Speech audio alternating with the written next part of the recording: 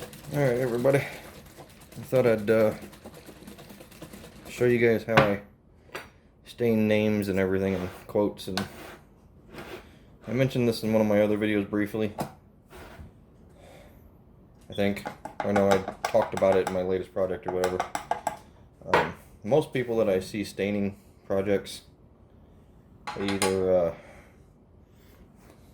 usually just spray paint across the entire name, protect most of the other project so you don't stain that much, but usually they just spray paint all over on the inside of a name, and then after it dries, go over it with a belt sander and get it off. But as you can see, I've been using this a little bit on other projects. No, actually that's a bad belt. But even after it dries, it's like getting stain off with the belt sander. It just eats the crap out of these belts, and I don't want to keep replacing belts every couple of projects. Even after I even bought this sanding block, it's used for cleaning up sandpaper and gets a lot of stuff off of it. It works really well. Not so great with the paint, but so anyway, to help alleviate changing the belts all the time, and that way, and so I don't have to grind down too much of the surface of a project. This is pretty much finished everywhere. If I grind down too much, then it makes these edges rough, and then I got to resand those, and it's just a lot of extra work that there doesn't seem like any point to dealing with. So I've taken it on to hand brushing the inside of these letters. It's not that difficult. It's just sometimes if you hit too close to the edges, the stain will bleed through over the edge of the letter, and that's where it causes problems for me, because it's really hard to get stain deep out of wood, no matter how much sanding you do. With spray paint, it's not so bad because it doesn't seep into the wood like stain does, at least not as bad. And but I like the stain better. Doesn't cost as much either. So spray paint doesn't last very long. So anyway, thought I'd detail to you guys how I do these letters.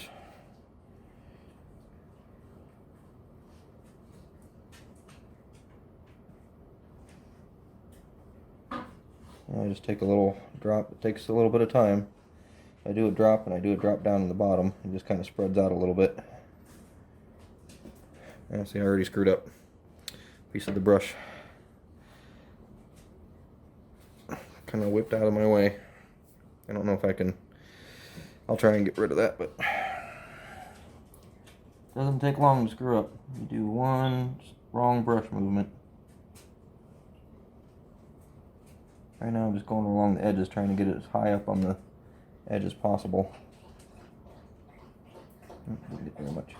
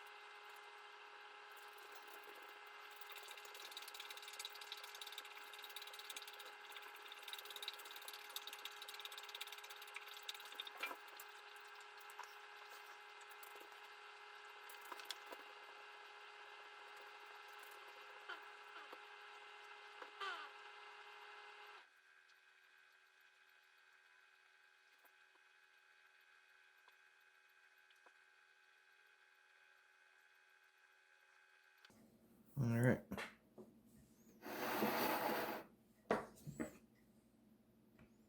And completed name. I like that font. That's pretty cool. A little bit deeper than what I was originally planning. But it turned out pretty good.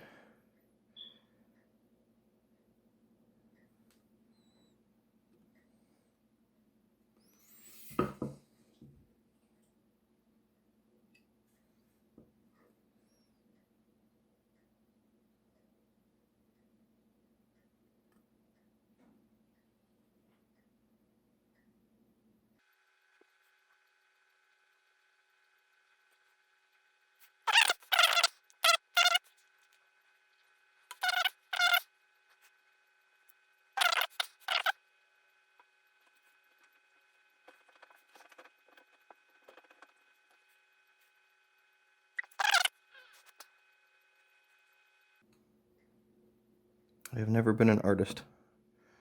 I've never been good at painting or drawing or doing anything. And while this may look simple, it's incredibly difficult. Because the black is so easy to get it to spread. And I'm trying not to let it do that.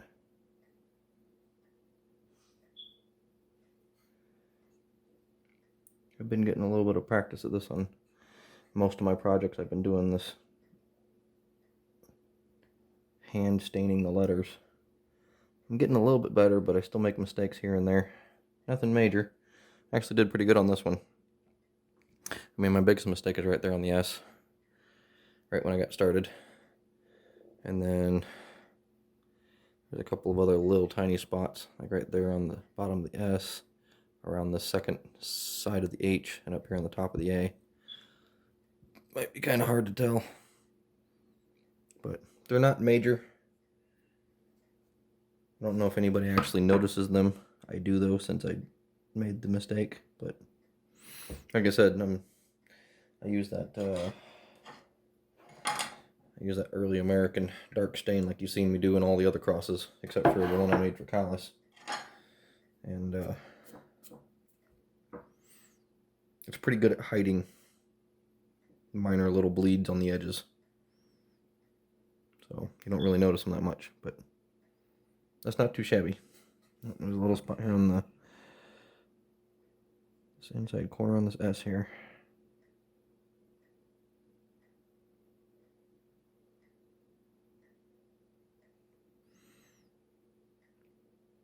The biggest thing to worry about with these little brushes, though, is it's hard to tell. I don't know if that's going to focus or not, but there you go. When it starts to dry, the brush starts to separate and has these extra little hairs going every which direction. And if you're not careful, when you go to do an edge, when it starts to dry out like that, one edge will lift up and go on the outside of the letter, and it'll put a little streak. I think that's my biggest issue, is when this starts to dry a little bit. You got to keep it wet, or it'll cause a bit of a problem. Just notice the inside of this S right here. You just go up a little bit higher.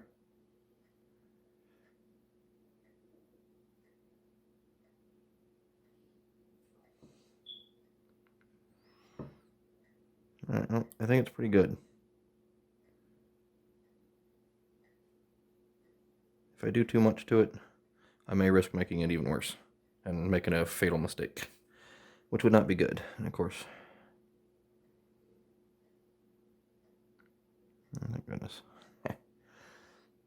Sometimes I poke and prod at these things too much, and I end up making more mistakes when I try to fix things than just leaving it alone. So I think it's pretty good. I'm going to leave it at that. So, cool beans. Doesn't take long for this black stain to dry inside there. And it doesn't matter if the dark early American gets down in there when I go to stain it. But this is ready to stain in a couple of minutes. So, alright. Anyway, that's how I stain lettering. And as you can tell with smaller projects. Like, an example here. I just did I did this one earlier, and you can see the lettering is considerably smaller and finer, so it still turned out pretty good. But if you look really closely along almost every letter, you can see a light little bit of the black stain bleeding over the edge, around the edges of most of the letters. Because when the lettering is, you gotta get in that tight little space, it's very difficult to keep it from spreading, especially there at the bottom of the O. But that was actually a mistake. I rubbed that with my finger after I spread it, but around almost every letter you can see some bleeding. And with stain, once it bleeds, it's almost impossible to get out no matter how much sanding you do. So you got to be really careful. So I'm getting better. But this is pretty dang good for such small lettering. This is incredibly good, but it's very large lettering. So, but still looks pretty cool. Anyway, I will see you guys later with a finished product here shortly. Well, not shortly, but I need to stain it here in a moment. I guess if you guys want to see that, stick around here in a moment and I'll get to staining the front of it.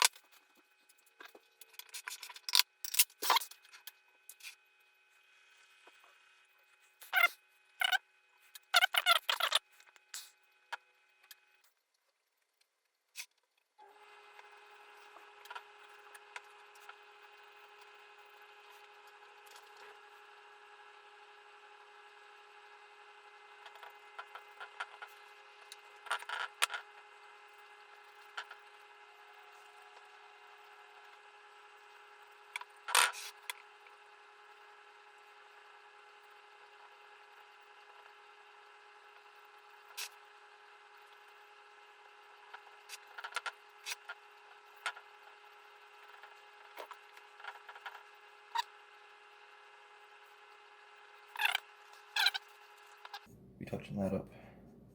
I give it a second coat and or third coat. It'll darken up around the letters more. So that looked pretty darn cool. This turned out to be a really nice one. I like it. So, alright. And that's how I stain the letters and the cross. So I might start doing more videos of my creations from start to finish on all the steps, so you guys can see what all is involved in making a project. Not so much the cross, as you can see it's not that difficult to cut out, but it is a lot more work than it looks like. But maybe for some other projects I'll consider recording more of a beginning to end. We'll see. Alright, see you guys later.